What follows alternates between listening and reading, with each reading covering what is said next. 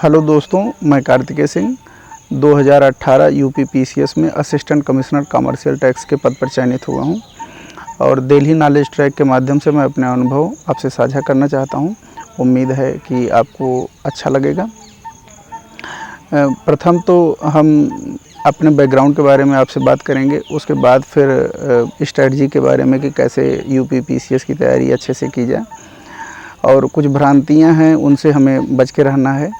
मैं जौनपुर ज़िले के एक छोटे से गांव असैथा से आता हूं, शाहगंज तहसील में पड़ता है और वहीं सुल्तानपुर से ही मेरी शिक्षा दीक्षा शुरुआती हुई है। उसके पश्चात हम इलाहाबाद यूनिवर्सिटी से ही बीए एमए और यहीं से हम पीएचडी किए। देखिए, एक बड़ी बात है कि लोग कहते हैं कि माध्यम का आता है मामला, तो मेरा माध्यम हिंदी रहा है और मैं कहूँ कि वो अवधि का पुट लेते हुए रहा है।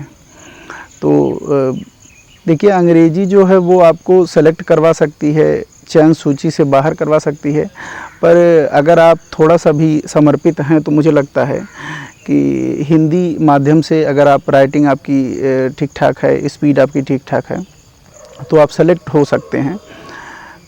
थोड़ी सी कमियां रही कि आपने हिंदी चुना, तो अब उसके लिए थोड़ी सी मेहनत तो करनी ही होगी।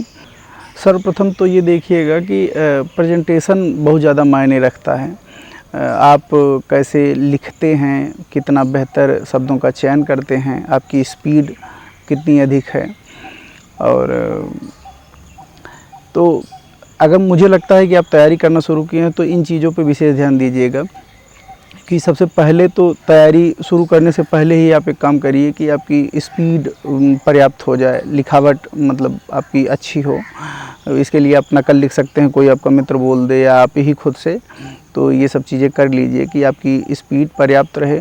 और शब्दों का चयन, जब आप एनसीईआरटी वगैरह देखते हैं तो कीवर्ड्स आपके आ ही जाते हैं, तो वो उसमें बहुत ज़्यादा आपको परेशान होने की ज़रूरत नहीं है और स्पीड आपकी आ जाए। तो प्रेजेंट जब आप जितना बेहतर कर लेंगे, ज्ञान बहुत मायने नहीं रखता है, 100 वर्ड 150 वर्ड ही लिखने होते हैं, तो मुझे लगता है कि आप उस समय अपने आप को जितना रिलैक्स रख करके अपनी चीज़ें प्रेजेंट कर लेते हैं, ये ज़्यादा मायने रखता है। यूपी लोक सेवा आयोग में नौकरी पाने का सुनहरा अवसर, पढ़े भारत के टॉप एजुकेटर्स के साथ और पाए कंप्लीट स्टडी मटेरियल एक ही ऐप पर। Download entry now. और एक चीज़ आप देखेंगे कि प्रकृति का एक नियम है, वो सर्वत्र लागू होता है। हम भूगोल में पढ़ते पढ़ाते हैं कि जैसे नदी अपने अगर बहाव को दोगुना कर ले, नदी का बेग दोगुना कर दिया जाए तो उसके कटाव की सामर्थ्य 16 गुना बढ़ जाती है। वही चीज़ें हमारे यहाँ भी तैयारी में भी लागू होती हैं। आप देखेंगे कि जो 3 घंटा आकर के पढ़ता हो वो 10 साल यहीं रह जाता है। अच्छा, अगर आप उसको 6 घंटा कर देते हैं तो आप देखेंगे कि 2-3 साल में आदमी सेलेक्ट हो जाता है। और आप देखेंगे कि जितने टॉपर्स हैं सब यही कहते हैं कि हम 12 घंटा पढ़ते हैं, 13 घंटा पढ़ते हैं, 10 घंटा पढ़ते हैं, तो 2 साल 3 साल 1 साल में वो सेलेक्ट होकर के चले जाते हैं। तो प्रकृति के नियम सर्वत्र लागू होते हैं। आप आए हैं तो थोड़ी सी मेहनत शिद्दत के साथ कर लीजिए और मुझे लगता है कि 1 साल 2 साल की तैयारी पर्याप्त होती है। बहुत ज़्यादा इसमें मार्केट में एक हवा है, उससे थोड़ा सा बचना है। आप देखेंगे कि फलाना सर हैं, फलाना भैया हैं, दीदी हैं, इतने दिन से लगे हुए हैं। देखिए, लगे हैं, किस्मत साथ नहीं दे रही है, उनकी तैयारी भी है। कुछ लोग ऐसे जेन्युइन हैं, पर बहुतों आपको ऐसे मिलेंगे कि वो आप उनसे सच में देखेंगे उनकी जीवनचर्या को या उनकी कार्यप्रणाली को, तो आपको लगेगा कि वो अपने साथ पूरा जस्टिस नहीं कर रहे हैं। तो अगर 6-7 घंटे या 8 घंटे मेहनत कर लेते हैं तो मुझे लगता है कि 1-1.5 साल पर्याप्त होता है। देखिए, अगर हम स्टडी मटेरियल की बात करें तो मुझे लगता है कि पीटी, मेंस, इंटरव्यू तो आप अलग अलग मत पढ़िएगा।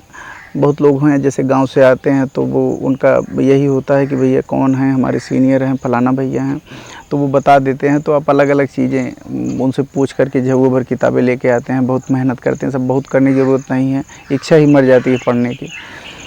तो आपको ये काम करना है कि थोड़ा सा सिस्टमेटिक ढंग से करना है, बहुत मेहनत नहीं करना है। अब जो कर सकते हैं वो कर लें, पर मुझे लगता है कि बहुत मेहनत करने की ज़रूरत नहीं, थोड़ा सा स्मार्ट स्टडी करिए। आप पहले तो पूरी एनसीईआरटी लेके आइए, उसको 2-3-4 बार, जितनी बार आप पढ़ सकते हो कायदे से पढ़ लीजिए। तो उससे क्या होता है कि हर विषय के अपने कुछ कीवर्ड्स होते हैं, हर विषय की अपनी कुछ भाषा होती है। तो जैसे हम आपको बताएं कि अगर आप ये लिखते हैं कि हवा बहुत तेज़ी से बह रही है, तो ये शब्द उतना, वाक्य उतना बेहतर नहीं है जितना है कि वायु का प्रवाह तेज़ी से तीव्र गति से हो रहा है, या हवा ऊपर उठ रही है नीचे गिर रही है, तो वायु का आरोहण अवरोहण। तो ये कीवर्ड्स होते हैं कि आपको उस विषय के ही शब्द हैं, वो उसी विषय में आपको उपयोग करने हैं। तो जब आप एनसीईआरटी पढ़ते हैं तो उसकी सबसे ज़्यादा खूबी मुझे लगता है कि हर विषय की अपनी एक भाषा होती है, वो आपको पता चल जाएगी। उसके बाद आप एक काम करिए कि जितने जैसे विजन हैं, ये टेस्ट सीरीज करवाते हैं, जीएस वर्ड हैं, दृष्टि हैं, आईएएस का प्रीवियस ईयर क्वेश्चन पेपर होगा मेंस का, तो आप सबका साल्व लेके आइए, सब उपलब्ध हैं, साल्व लेके आइए, उसको कई बार पढ़िए। तो एक आप उससे आपके अंदर मेंस कैसे लिखा जाता है या किसी चीज़ को कैसे प्रेजेंट करना चाहिए, ये आपको पता हो जाएगा। तो सभी जितने टॉपर्स हैं आप आईएएस वगैरह के, एक चीज़ ये करिएगा कि उनको देखिएगा, वो आपको बहुत बेहतर ढंग से बताएंगे कि अपनी कॉपी कैसे प्रेजेंट करनी है। तो अलग अलग तैयारी नहीं होती है, पीटी की मेंस की दोनों आप इतनी एनसीईआरटी करिए, उसके बाद पूरा प्रीवियस ईयर क्वेश्चन पेपर लेके आइए, उसको सॉल्व करिए, इससे आपकी काफ़ी मेंस की तैयारी हो जाएगी, पीटी भी काफ़ी हद तक हो जाएगा। अब स्पेशल जब पीटी का है तो आप पीसीएस के लिए अगर आप दे रहे हैं तो चाहे वो यूपी हो, बिहार का हो, एमपी का हो, कहीं का भी हो, तो आप घटना चक्र वालों का है, हिंदी मीडियम के लिए देखिए ज़्यादा कारगर है, इंग्लिश में भी शायद आने लगी हैं उसकी। तो घटना चक्र लेके आइएगा, उसमें आप पूरा प्रीवियस ईयर क्वेश्चन पेपर पा जाएंगे। तो एक चीज़ मुझे समझ में आता है कि ये कारगर इस नाते है कि जैसे मान लीजिए 1857 है, तो अगर आज तक सभी आयोगों ने मिल करके 25, 30, 40 क्वेश्चन उससे बना दिया है, तो अब उससे बाहर फिर 1857 पे कोई क्वेश्चन नहीं बनेगा। डायनेमिक क्वेश्चन आ सकते हैं, करंट के आ जाएंगे, तो करंट वगैरह के लिए कोई मैगजीन आप जो प्रेफर करें, बहुत सारे हैं। चाहे विजन की अगर आप लेंगे तो थोड़ी स्टैंडर्ड हो जाएगी, यूपीएससी की तैयारी में आपकी मदद हो जाएगी, और नहीं तो ऐसे घटनासार वगैरह की आती रहती हैं, लक्ष्य वगैरह की आती रहते हैं, तो आप ले करके उनको देख लीजिएगा, तो वो आपके मेंस में, पीटी में सब में मदद करेंगी। तो पूरा घटना चक्र जब आप पढ़ लेंगे 2-3 बार, और आपकी एनसीईआरटी ऑलरेडी तैयार ही है, 3-4 बार आपने उसको पढ़ लिया है, एक आपकी समझ आ गई है, तो आप क्वेश्चन गलत नहीं करेंगे, आपका पीटी हो जाएगा। और मेंस की आपकी तैयारी पर्याप्त एनसीईआरटी से, और उससे बाहर कुछ बेसिक बुक्स हैं, जैसे ले लीजिए रामचंद्र शर्मा साहब की प्राचीन इतिहास, बिपिन चंद्रा साहब की आधुनिक भारत, और सतीश चंद्रा की मेडुअल ले लीजिए, एक एक 2-2 बार पढ़ लीजिए, और आपने जो प्रीवियस ईयर क्वेश्चन पेपर पढ़ा है उससे काफ़ी कुछ मदद आपकी मिल जाएगी। लक्ष्मीकांत वगैरह हैं। और एक चीज़ और है कि जब आप पूरा सिलेबस देखेंगे मेंस का, तो आपको सेकंड पेपर में और थर्ड पेपर में बहुत सारे ऐसे छोटे छोटे सब टॉपिक्स मिलेंगे। तो उसके लिए आप जैसे गवर्नेंस है, आपदा प्रबंधन है, इंटरनल सिक्योरिटी है, तो इसके लिए आप क्या करिएगा, विजन वगैरह की या किसी की भी जो आप समझते हो, या कहीं कोचिंग से ही आप उसकी छोटे छोटे नोट्स आते हैं, तो आप उनको ले करके 2-3 बार आप उनको पढ़ लीजिएगा। तो मुझे लगता है सभी टॉपिक यहाँ से कवर हो जाते हैं। जो आपको ना मिले किताबों में, आप एनसीईआरटी में ना मिले, जो बेसिक बुक्स है उसमें ना मिले, तो आप यहाँ से ले लीजिएगा। और फोर्थ पेपर के लिए डी सुब्बा राव साहब की है, क्रॉनिकल की है, तो क्रॉनिकल मुझे लगता है कि पर्याप्त है, क्रॉनिकल ले लीजिएगा, उसको 2-3 रीडिंग मार लीजिएगा। केस स्टडी के लिए विजन की आती है 50-60 केस स्टडी उसमें है, तो उसको लेकर के आप एक बार ऐसे ही 2-3 बार उसको पढ़ लीजिएगा। बस पढ़ते वक्त आप थोड़ा सा ध्यान रखिएगा कि कैसे चीज़ों को प्रेजेंट करना है। अगर कभी भी कोई भी चीज़, जैसे मुझे एक चीज़ समझ में आता है कि बहुत ज़्यादा चीज़ों में अभी पीसीएस में इतना डीप वीप जाते नहीं हैं, तो आप चीज़ों को बहुत, जैसे मान लीजिए एटीट्यूड है, तो इस पर क्वेश्चन कैसे आएंगे, 2-3 टाइप के क्वेश्चन आ सकते हैं। एटीट्यूड है, एप्टीट्यूड है, तो एटीट्यूड एप्टीट्यूड में अंतर क्या है, एटीट्यूड होता क्या है, कैसे डेवलप हो सकता है, यही सब चीज़ें इसकी समस्याएं। या आप आईएएस बनना चाहते हैं या पीसीएस बनना चाहते हैं, प्रशासन में आ रहे हैं, तो इसका उपयोग यहाँ कैसा है, ये चीज़ें हैं। और थर्ड पेपर के लिए साइंस टेक स्पेशल हो जाता है। देखिए फर्स्ट पेपर सेकंड पेपर सबके पास उपलब्ध हैं। लक्ष्मीकांत पढ़ लीजिए, पूरा हो गया। गवर्नेंस के लिए एक पतली सी ले लीजिए, लगभग हो गया। आईआर के लिए विजन की पतली सी आती है, उसको देख लीजिए। फर्स्ट पेपर आप पूरी एनसीईआरटी और हिस्ट्री ज्योग्राफी कवर ही हो जाता है। 11 की समाज विज्ञान से ही कवर हो जाता है। तो फर्स्ट और सेकंड पेपर में बहुत सोचने की ज़रूरत नहीं होती, थर्ड पेपर में थोड़ी सोचने की ज़रूरत होती है। और स्पेशली उनके लिए जो गांव से आ रहे हैं, जैसे उसमें साइंस टेक आता है। और तो अब साइंस टेक के लिए या अर्थव्यवस्था के लिए, भारतीय अर्थव्यवस्था के लिए, तो इसके लिए मुझे लगता है कि अगर आप पूरा करंट कायदे से तैयार किए हैं तो आपकी तैयारी करंट से ही अधिकांश क्वेश्चन इसमें आते हैं। और इसके लिए रमेश सिंह वगैरह बहुत मोटी मोटी हैं, अगर आप पढ़ना चाहें तो पढ़ें, नहीं तो कक्षा 11 की एनसीईआरटी जो भारतीय अर्थव्यवस्था की है, आप उसको पढ़ लीजिए तो आपको एक बेसिक समझ हो जाती है। उसके बाद करंट फिर आप तैयार करिए। और साइंस टेक के लिए आप सिर्फ करंट पर रहिए निर्भर। जो 2-3 क्वेश्चन और आते हैं, ऐसे क्वेश्चन आएंगे जो किसी को नहीं पता होते हैं, तो उसमें आप अपनी समझ का उपयोग करिएगा। मुझे लगता है लिख लेंगे थोड़ा बहुत। कभी ऐसा नहीं होता कि आपको पूरी चीज़ें आ ही रही हों, थोड़ा थोड़ा पता रहता है, बाकी चीज़ें हम थोड़ा सा उसमें घुमा फिरा करके भी काम चला लेते हैं। तो देखिए अगर आप बहुत अच्छे से तैयारी करना चाह रहे हैं तो फिर भाई ठीक है, आप उसके लिए अलग से लेके आइए मटेरियल पूरी। आप बहुत सारी किताबें उपलब्ध हैं, या एनसीईआरटी पूरी फिर साइंस की पढ़िए। तो ये सब चीज़ें हैं। लेकिन अगर इतना नहीं जूझना चाह रहे हैं तो फिर ठीक है, आप बेसिक साइंस की आपकी समझ है, कक्षा 11-12 में जो प्रौद्योगिकी वगैरह है, नानो प्रौद्योगिकी वगैरह है, उसको थोड़ा सा देख लीजिए। कक्षा 6, 7, 8, 10 तक तो पढ़े ही हैं। तो करंट अच्छे से तैयार कर लीजिए, आपका क्वेश्चन कवर हो जाएगा। अब उस पर आप बहुत अच्छे से अगर करना चाह रहे हैं तो फिर आपको काफ़ी किताबें, काफ़ी मटेरियल लाना पड़ेगा। देखिए जैसे जब हम मेंस लिखने जा रहे हों तो हम वहाँ अपने आप को कैसे प्रेजेंट करें, ये बहुत मायने रखेगा। तो इसके पहले मैं असिस्टेंट प्रोफेसर था, तो मुझे एक छात्र और एक शिक्षक दोनों का नज़रिया थोड़ा सा पता है। और आप भी ध्यान से देखेंगे तो आपको पता होगा कि कोई चीज़ कैसे बेहतर लग सकती है, कैसे किसी को प्रभावित कर सकती है। पहला तो आप किसी चीज़ को अपना कैसे प्रेजेंट करना है, थोड़ा सा। मैं भी अभी सीखने की ही प्रक्रिया में हूँ, ऐसा नहीं है कि बहुत सारी चीज़ें पता ही हैं, तो फिर ठीक है, सीखते हैं। तो देखिए मेंस जब आप लिखने जाए तो मुझे लगता है कि कोई भी विषय हो, जैसे आपने किसी भी विषय का चयन किया, कोई भी आपका क्वेश्चन आया, तो पहला तो उसके बारे में आप एक कोई पंच लाइन दे दीजिए कि भाई ठीक है, अगला प्रभावित हो गया 1-2 लाइन में। कि अगर मान लीजिए उसके बारे में कोई डेटा वगैरह नहीं है, किस मिनिस्ट्री वगैरह से कोई है, मान लीजिए किसी योजना के बारे में पूछ लिया, आपको नहीं पता, तो उसके क्या क्या इफ़ेक्ट पड़ सकते हैं, या क्या कितना वो प्रभावशाली है, वो योजना कितनी प्रभावकारी है, आप उसके बारे में एक लाइन बता दीजिए। फिर मेन बॉडी पे आ जाइए। और हमेशा एक चीज़ देखिए कि कभी भी किसी भी क्वेश्चन में आपसे निष्कर्ष पूछे ना पूछे, आपको देना ही देना है। 2-3 लाइन का एक निष्कर्ष अच्छा सा तैयार रखिएगा।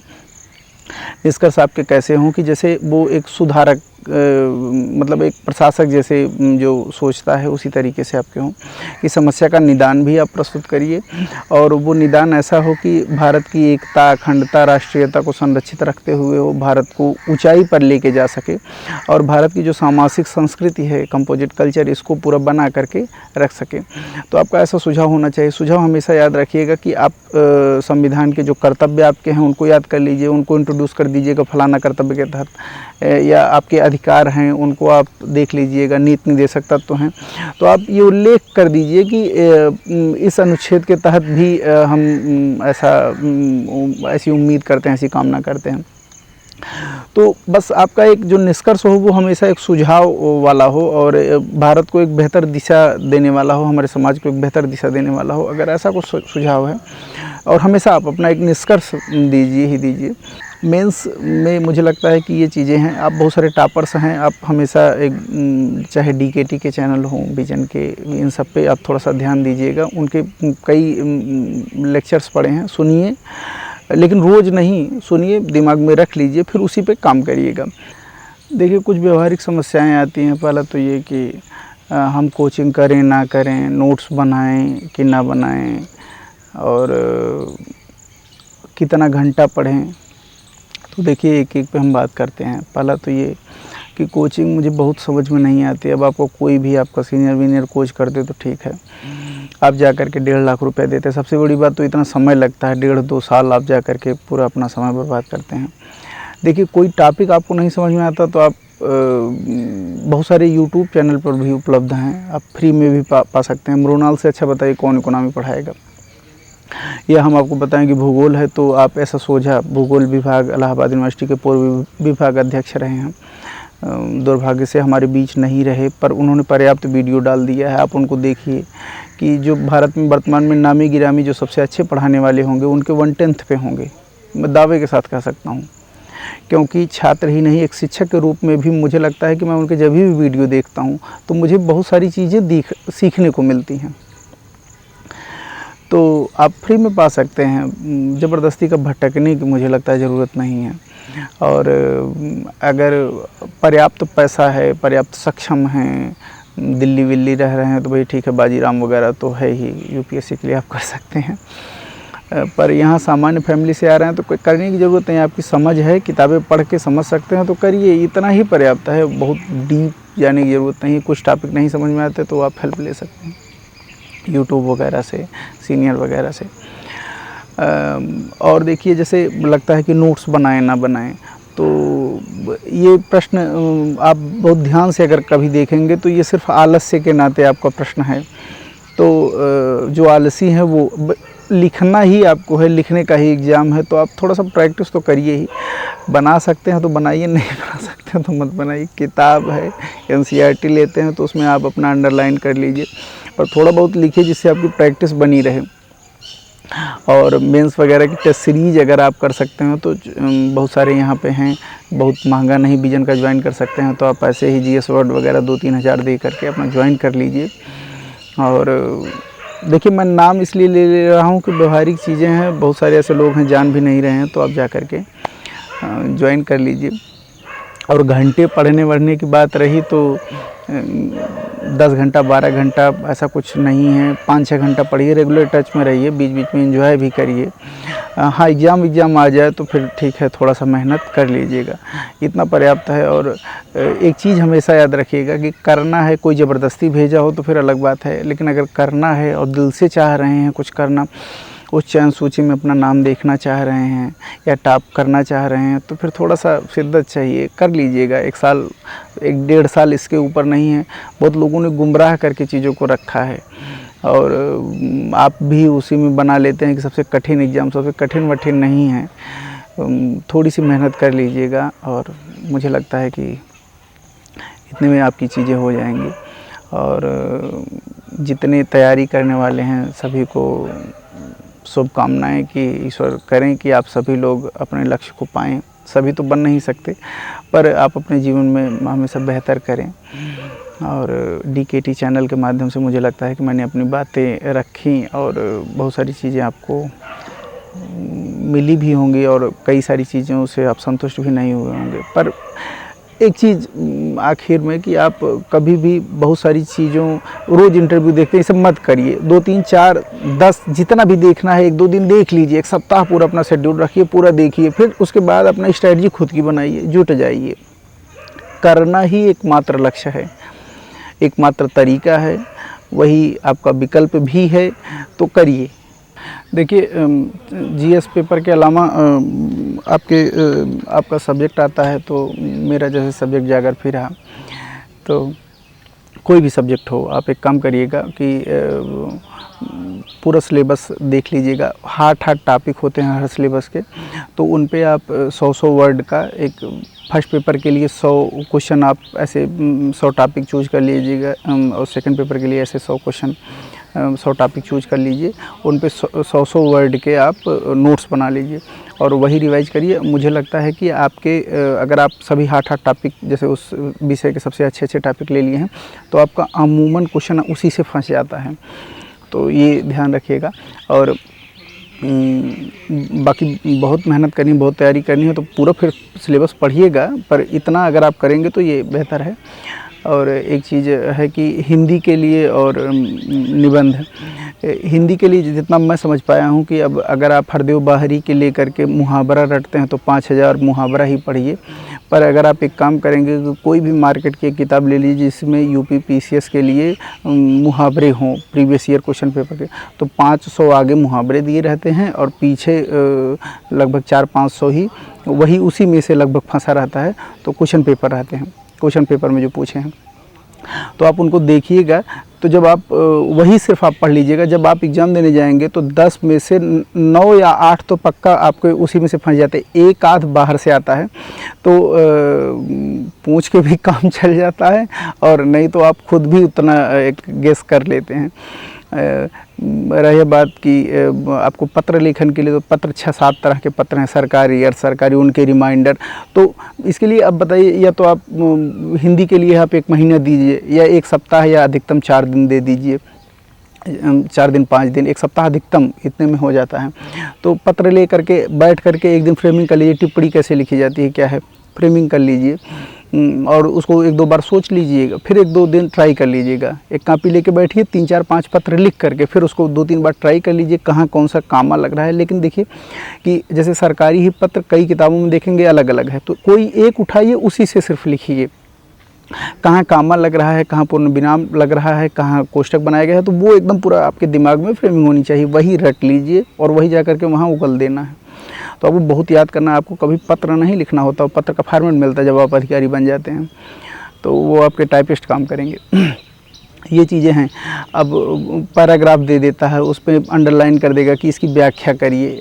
अब मुझे लगता है कि व्याख्या अगर आप यूपीएससी दे रहे हैं, यूपीपीएससी दे रहे हैं, तो कोई भी शब्द है कि कोई भी वाक्य है उसकी व्याख्या, तो इतना डीलिंग पानी किए हैं तो कर तो सकते हैं। व्याख्या करना कोई बहुत, बस किसी से इतना प्रभावित मत होइए कि ऐसे ऐसे ही लिखना। आप अपना एक तैयार करिए कि ठीक है ऐसा लिखना है, स्टैंडर्ड शब्द रख लेने हैं। चीज़ें बहुत कठिन नहीं हैं कि हिंदी के लिए हम इतना मेहनत करें, कैसे करें। रही बात निबंध की, तो निबंध एक चीज़ याद रखिएगा कि आप कौन सा आयोग का एग्ज़ाम देने जा रहे हैं, ये आपके दिमाग में रहे। यूपीएससी का देने जा रहे हैं कि यूपीपीएससी का देने जा रहे हैं। सीनियर से मिलिएगा। यूपीपीएससी में क्या होता है कि आप हेडिंग पर आप डालिए, और कलम जैसे आप पेन है तो नीली और काली दोनों उपयोग करिए, मतलब यूज करिए, और अंडरलाइन पर्याप्त करिए।